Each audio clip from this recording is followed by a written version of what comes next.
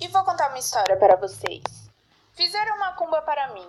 Eu considerava ela minha melhor amiga. Eu convivi com ela por 8 anos, compartilhando tudo com ela. Para isso, para ela fazer macumba para mim, difícil de acreditar até hoje. Tudo começou sutilmente. Eu percebia de vez em quando que ela sentia um pouco de inveja. Coisas simples, como uma revirada de olho, um comentário não tão amigável, e assim segue. Acho que o momento em que ela mais sentiu inveja foi quando conquistei minha independência. Eu sempre quis morar sozinha quando completasse 18 anos e ela também. Ela considerava isso um sonho, mas eu considerava um objetivo. Eu corri atrás, economizei, trabalhei, passei horas estudando e pensando em como isso funcionaria para que no momento certo tudo estivesse preparado. Fiz 18 anos e aluguei meu espaço. Ela não conseguiu. Não tinha como se sustentar e mal ganhava para ela mesma. Ou seja, ela realmente ficou com muita inveja nesse momento. Eu não culpo ela por sentir inveja. Sentimentos ruins são normais. O importante é sempre lembrar que os bons devem prevalecer. Ela não se lembrou disso. Ela era minha melhor amiga, então vivia na minha casa. Era ótimo ter um espaço só nosso. Um dia ela veio normalmente na minha casa e conversamos como sempre. Quando ela saiu, senti alguma coisa estranha. Um cheiro, na verdade. Parecia um rato morto. Eu tenho um gato, então na hora pensei que ele tinha matado um rato e deixou jogado pelo apartamento. Procurei por todo canto, mas não achei nada. Eu realmente procurei.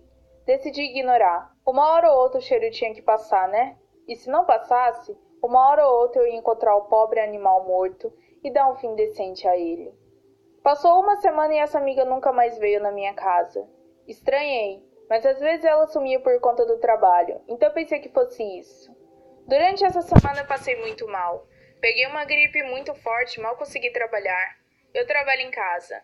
É bom por um lado, mas ruim pelo outro. Eu ganho enquanto eu trabalho, então não podia me dar o luxo de não trabalhar. A gripe foi só o começo. Depois de um tempo, caroços começaram a aparecer pelo meu corpo. Comecei a vomitar muito, ficar enjoada, passar mal, desmaiar e engordar como nunca. O engraçado é que quase não comia por conta dos enjoos, mas mesmo assim engordava ao extremo.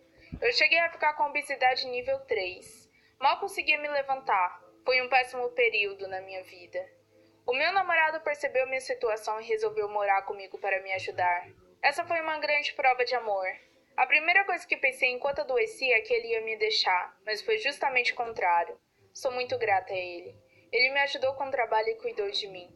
Fui no médico diversas vezes, mas não adiantava muita coisa. Toda vez eu voltava com uma dúzia de remédios caros que não faziam nenhum efeito. Como pode? Paguei médico particular, fiz cirurgia, tentei terapias alternativas e nada. Como se já não fosse ruim o suficiente estar morrendo aos poucos, eu perdi o meu trabalho em um dia. Tudo que eu fazia foi hackeado e meu trabalho de anos foi para o lixo. Perdi minha renda. Meu namorado até que ganhava bem naquela época, mas não tinha condição de arcar com todo custo. Resultado, voltei para a casa dos meus pais. Meus pais agradeceram isso. Eles perceberam minha situação e pediram imediatamente para eu ir à igreja. Não acreditava em Deus, então rejeitei a ideia. Se alguém ia me salvar disso tudo, era o médico. Uma coisa estranha aconteceu nesse dia. Minha amiga que não via há um ano apareceu novamente. Ela ficou triste pela minha situação e disse que sentia muito por eu ter perdido o apartamento. Para surpresa dela, meu namorado não desistiu de mim. Percebi isso quando ela viu ele e perguntou se ainda estávamos juntos. Confirmei e ela não pareceu nada feliz. Eu não contei isso, mas ela sempre teve uma quedinha pelo meu namorado. Na verdade, no começo do meu namoro, ela contou que gostava dele, mas entendia nosso amor e torcia por nós. Grande torcida. Não deu um mês e meu namorado começou a ficar mal também. Pensei que tinha pegado alguma doença por ficar muito próximo de mim e pedi para que ele se afastasse. Apesar de implorar diversas vezes, ele não aceitou e continuou vindo me visitar sempre que podia. Isso foi lindo, mas comecei a me preocupar. Ao contrário de mim, ele cada vez ficava mais magro. Isso começou a afetar o trabalho dele, e logo ele foi despedido. Aquilo para mim foi o fim. Eu era a culpada. Eu pensei em suicídio. Me suicidar e acabar com tudo isso e impedir que mais uma vida fosse estragada. Eu quase consegui, mas a minha mãe chegou mais cedo do trabalho e viu o que eu ia fazer. Ela me impediu e dessa vez ela afirmou que íamos à igreja.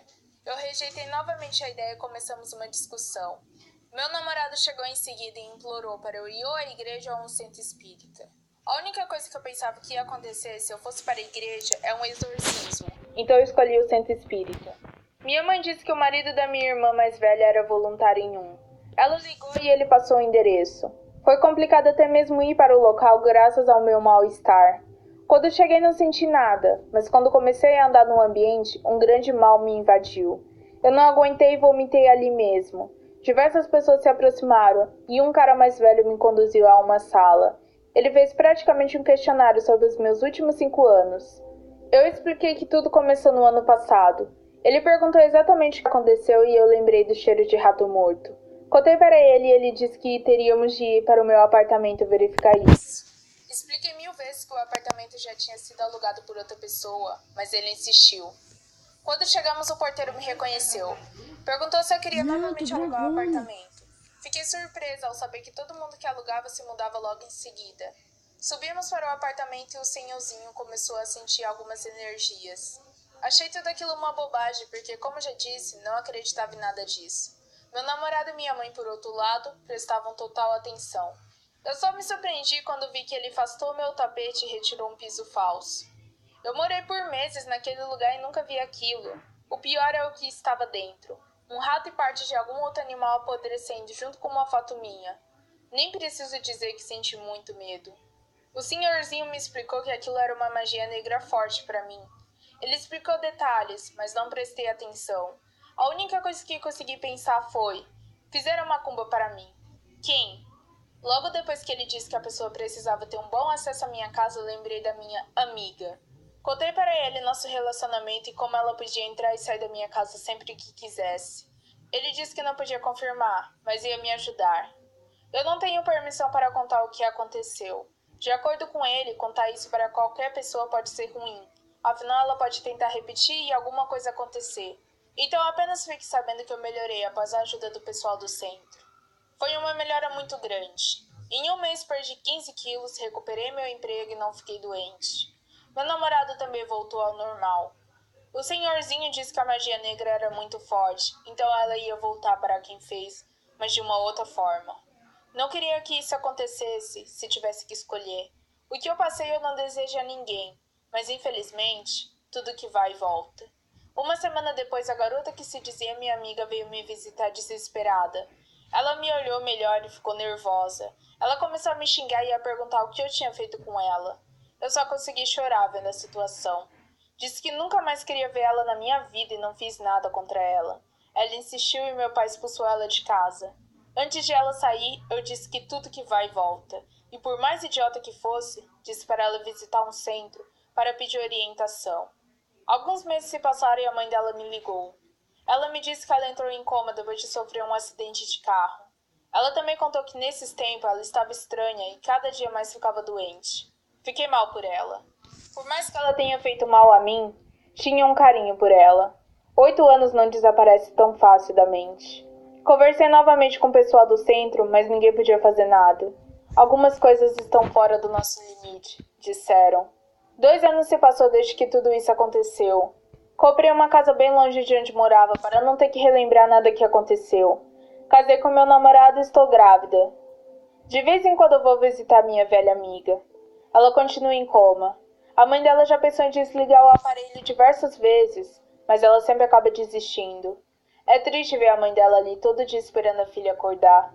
Eu nunca contei para ela o que ela fez comigo. Disse que nos afastamos por uma briga boba. Não consigo imaginar o sofrimento dela. Imagine contar tudo. Melhor apenas deixar como está. Eu aprendi a ter fé nesses 2 anos. Tudo o que aconteceu comigo me fez pensar que se o mal existe, o bem existe. Eu não sei qual a minha religião e no que eu acredito, mas tenho certeza que existe uma força maior nos guiando. Só é preciso aceitar seus conselhos. Meu marido está bem agora. Ele faz faculdade de engenharia, mas já tem um ótimo emprego. Ele apenas quer expandir seu conhecimento. Eu ia começar uma faculdade de moda, mas resolvi esperar minha gravidez terminar. Depois de tudo que passei, a única coisa que eu quero agora é curtir a vida. Espero que todos que estão ouvindo essa história pensem muito bem antes de levar alguém para a sua casa. Não só levar para casa, como também emprestar e deixar essa pessoa ter contato com algo pessoal seu. Se minha amiga de 8 anos conseguiu me fazer esse mal, imagina alguém que não me conhece. O mesmo vale para você. Tenha cuidado, de coração. Ninguém quer passar por nada do tipo. E se no caso você que está assistindo pense em fazer algo do tipo ou tem algum sentimento ruim como inveja por alguém, se lembre do que aconteceu com a minha amiga. Vale a pena pagar esse preço só para ver outra pessoa infeliz? Pense bem sobre isso.